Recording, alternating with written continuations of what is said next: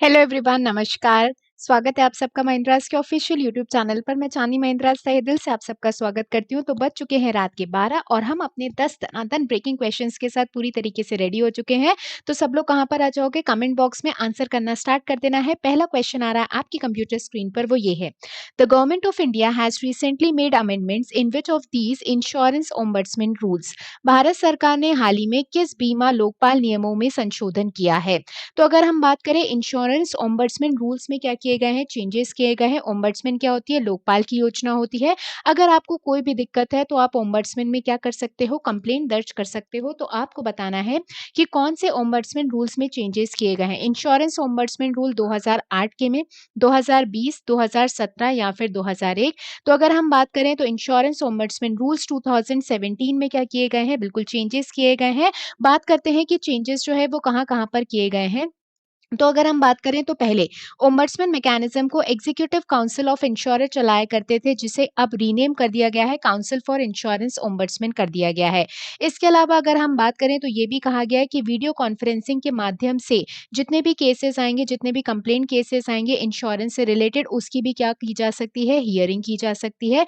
अगर हम बात करें तो बहुत सारे चेंजेस ऐसे देखने को मिले हैं, जैसे पहले ये ओम्बड्समैन योजना सिर्फ डिस्प्यूट्स मतलब अगर विवाद होते थे तभी लागू होती थी।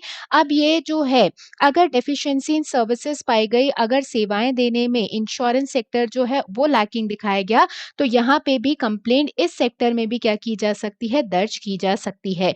ठीक है, तो ऐसे बहुत सारे चेंजेस जो हैं वो किए गए हैं किसमें? इंश्योरेंस ओम्बड्समैन में 2017 वाले रूल्स में। नेक्स्ट पढ़ रहे हैं अगले क्वेश्चन की तरफ। अगला क्वेश्चन आ रहा है आपकी कंप्यूटर स्क्रीन पर। स्टेटमेंट बेस्ड क्वेश्चन है, आराम से पढ़ लीजिएगा। Consider the following statement about Himalayan serow. ये जो है एक स्पीशीज, एक प्रजाति पाई गई है एनिमल की। आपके पास ऑप्शन है। It is listed as endangered on the IUCN red list of threatened species. इसे IUCN red list of threatened species का लुप्त प्राय के रूप में सूचीबद्ध किया गया है, मतलब ये लुप्त होने वाली प्रजाति है। दूसरा, it is listed under schedule 1 of the wild life protection act 1972। यह वन्यजीव संस्करण अधिनियम 1972 की अनुसूची ए के तहत सूचीबद्ध है। It has been confirmed as the newest creature to be spotted in Meghalaya. इसमें पुष्टि की गई है कि मेघालय में जो है इस तरीके के प्राणी के रूप में हिमालयन सिरो पाया गया है। तो आप स्क्रीन पर देख पा रहे हो कि ये हिमालयन सिरो है। ठीक है, अगर हम बात करें तो कौन सा ऑप्शन जो है इसमें सही है, तो अगर हम बात करें तो सिर्फ और सिर्फ सेकंड ऑप्शन जो है इसमें क्या है? सही है। क्यों सही है सिर्फ और सिर्फ सेकंड ऑप्शन? पहली बात तो वाइल्ड लाइफ प्रोटेक्शन एक्ट 1972 का है, ये ध्यान रखिएगा। और बिल्कुल ये जो हिमालयन सिरो है इसे शेड्यूल 1 की कैटेगरी में डाला गया है, लेकिन ये ना ही जो है मेघालय में स्पॉट किया गया है और ना ही ये आईयूसीएन मतलब international union of conservation of nature की रेड लिस्ट में सूचीबद्ध इसे नहीं किया गया है। तो क्या है, हम देख लेते हैं।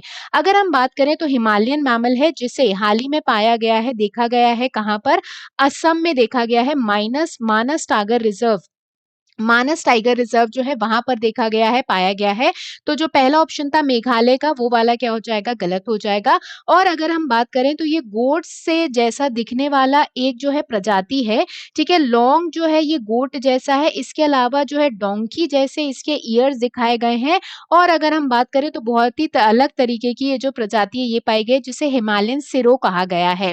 ठीक है, तो ध्यान रखना, मानस टाइगर रिजर्व असम में इसे स्पॉट किया गया है, न्यूएस्ट क्रिएचर है। और इसे जो है ये नहीं कहा गया है कि पूरी तरीके से विलुप्त है, लेकिन वल्नरेबल है, मतलब ये जो है खत्म हो सकता है अगर इसे बचाया नहीं गया तो। नेक्स्ट पढ़ रहे हैं अगले क्वेश्चन की तरफ। अगला क्वेश्चन आ रहा है आपकी स्क्रीन पर।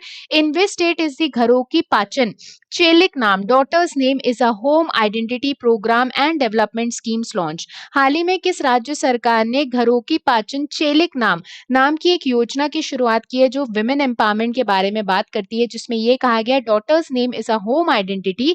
ठीक है ना, तो है घर की पहचान जो है वो कहीं ना कहीं बेटी के नाम से होनी चाहिए। तो ऐसी विकास योजनाएं चलाने वाला कौन सा राज्य है? तो बिल्कुल वो कौन से राज्य ने घोषणा की है भाई? उत्तराखंड ने घोषणा की है। किसने घोषणा की है? उत्तराखंड ने घोषणा की है।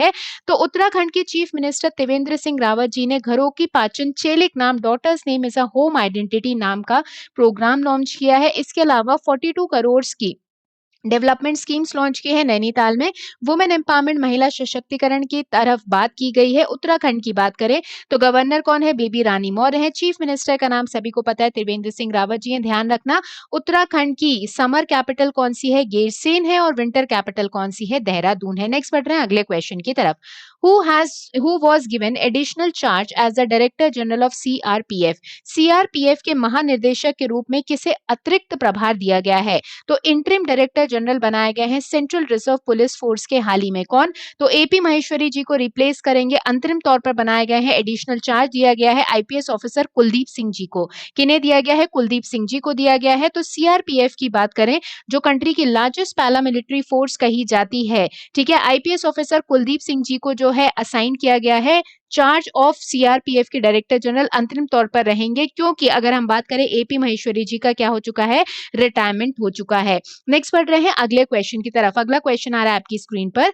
Who has been ranked as the top billionaire in the Hurun global rich list 2021? Hurun global rich list 2021 में शीर्ष अरबपति के रूप में किसने स्थान हासिल किया है?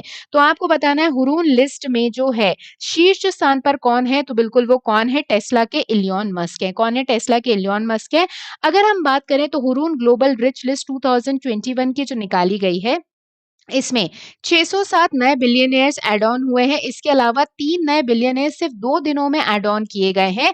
इंडिया से जो है ऐड हुए हैं 57 न्यू बिलियनियर्स, ठीक है ना? तो इंडिया में भी बिलियनियर्स जो हैं वो बढ़ रहे हैं। अगर हम बात करें तो ये 10th एडिशन है हुरून रिच लिस्ट का 2021 का। और अगर हम बात करें इंडिया की तरफ से, तो इंडिया की तरफ से मुकेश अंबानी जी फर्स्ट पर हैं और उनकी ग्लोबल रैंकिंग कौन सी निकल कर आई है? 8th। इसके अलावा गौतम अडानी, शिव नादर, लक्ष्मी मित्तल, पूनावाला, ठीक है, सीरम इंस्टीट्यूट के, ये लोग भी क्या हो गए हैं? शामिल हो गए हैं। इलियॉन मस्क जो है इनका 151 बिलियन यूएस डॉलर और रिचेस्ट पर मैन बन गए हैं वर्ल्ड के। और जो है इनका नेटवर्थ तेजी से बढ़ रहा है। और दूसरे नंबर पर रहे अमेजॉन के कौन? Jeff Bezos. इसके अलावा अगर हम बात करें मुकेश अंबानी जी इंडिया की तरफ से तो रिचेस्ट रहे हैं, लेकिन इनकी हुरून लिस्ट में ग्लोबल रैंकिंग क्या रही है? 8वें नंबर पर रही है। नेक्स्ट बढ़ रहे हैं अगले क्वेश्चन की तरफ। Union Cabinet chaired by PM Modi approved the signing of MOU of India with Fiji in which sector? PM Modi ji की अध्यक्षता में केंद्रीय मंत्रिमंडल ने फिजी देश के साथ भारत के समझौते ज्ञापन पर हस्ताक्षर तो किए हैं। किस क्षेत्र में हस्ताक्षर हुए हैं? तो इंडिया और फिजी के बीच में MOU साइन हुआ है, मेमोरेंडम ऑफ अंडरस्टैंडिंग साइन हुआ है। किस सेक्टर में? तो एग्रीकल्चर सेक्टर को बढ़ावा देने के लिए। फिजी की कैपिटल क्या है? सुवा। मुझे कमेंट बॉक्स में लिखकर बताओगे। फिजी की करेंसी, फिजी की मुद्रा लिखकर बताओगे जल्दी से, कहां पर? कमेंट बॉक्स में। नेक्स्ट पढ़ रहे हैं अगले क्वेश्चन की तरफ। विद विच ऑर्गेनाइजेशन एनएससी मतलब national stock exchange has signed MOU to explore the feasibility of डेब्ट capital platform for MSME micro small medium enterprises? किस संगठन के साथ एनएससी ने MSME के लिए एक ऋण पूंजी मंच की व्यवहार्यता का पता लगाने के लिए समझौते ज्ञापन पर हस्ताक्षर किए हैं? तो अगर हम बात करें तो SIDBI small industries development bank of India के साथ जो है एनएससी ने क्या किया है? अग्रीमेंट साइन किया है। तो सिडबी जो एमएसएमई को लोन्स देता है उसमें अब दोनों मिलकर काम करेंगे, नेशनल स्टॉक एक्सचेंज और सिडबी। भाई नेशनल स्टॉक एक्सचेंज का हेडक्वार्टर मुंबई में है, सिडबी का हेडक्वार्टर कहां पर लोकेटेड है? लखनऊ में लोकेटेड है। तो एनएससी और सिडबी दोनों मिलकर एमएसएमई सेक्टर को बढ़ावा देने के लिए क्या करने वाले हैं? काम करने वाले हैं। नेक्स्ट बढ़ रहे हैं अगले क्वेश्चन की तरफ। Education minister Ramesh Pokhriyal Nishank announces opening of 2 new KVs केंद्रीय विद्यालय, one in Karnataka and the other one is in which city? शिक्षा मंत्री रमेश पोखरियाल निशंक जी ने 2 केंद्रीय मंत्रालय खोलने की घोषणा की है, ठीक है, 2 जो है केंद्रीय विद्यालय खोलने की घोषणा की है। एक जो है वो कर्नाटका में खोला जाएगा और दूसरा कहां पर खोले जाने के बारे में बात कही है, तो दूसरा कहां पर खोला जाएगा? भाई पंजाब में खोला जाएगा। कहां पर? पंजाब में खोला जाएगा। तो हाल ही में एजुकेशन मिनिस्टर रमेश निशंक पोखरियाल जी ने ये कहा है कि एक केंद्रीय विद्यालय केवी ओपन किया जाएगा कर्नाटका में और एक पंजाब में। तो अगर हम बात करें तो कर्नाटका के बेलागावी में और जो है आईआईटी रोपर पंजाब में दूसरा नया केवी जो है उसे ऐड ऑन किया जाएगा। और इसके साथ ही देश में 1247 केवीज हो जाएंगे, केंद्रीय विद्यालय हो जाएंगे। अभी ये जो 2 नए केंद्रीय विद्यालय खोले जाएंगे 1 to 5 तक ही जो है क्लासेस में एडमिशन लेंगे, उसके बाद इन्हें क्लास 12 तक क्या कर दिया जाएगा? बढ़ा दिया जाएगा। नेक्स्ट पढ़ रहे हैं अगले क्वेश्चन की तरफ। Name the female badminton player who has claimed women's single title at the Uganda International Badminton Tournament 2021। उस महिला बैडमिंटन खिलाड़ी का नाम बताना है जिसने युगांडा अंतर्राष्ट्रीय बैडमिंटन टूर्नामेंट में महिलाओं के एकल खिताब को जीता है, दावा किया है। तो युगांडा इंटरनेशनल बैडमिंटन टूर्नामेंट में कौन जीती हैं? तो बिल्कुल वो कौन जीती हैं? मालविका बंसोड जीती हैं। और अगर हम बात करें, नागपुर से ये बिलोंग करती हैं। और मेंस कैटेगरी में कौन जीते हैं? तो वरुण कपूर जीते हैं। तो आप स्क्रीन पर वरुण कपूर और मालविका बंसोड को देख पा रहे हो, जिन्होंने युगांडा इंटरनेशनल जो हुआ था बैडमिंटन टूर्नामेंट कहां पर, कंपाला में, उसमें विजेता हासिल किया है। नेक्स्ट बढ़ रहे हैं अगले क्वेश्चन की तरफ। Minister for Housing and Urban Affairs Hardeep Singh Puri ji announced the release of final ranking of Ease of Living Index and Municipal Performance Index in New Delhi in an online event. Which city emerged as the top performer in their million plus category? आवास और शहरी मामलों के मंत्री हरदीप सिंह पुरी जी ने online कार्यक्रम के माध्यम से नई दिल्ली में ईज ऑफ लिविंग इंडेक्स की अंतिम रैंकिंग और नगर निगम के प्रदर्शन इंडेक्स 2020 को जारी किया है।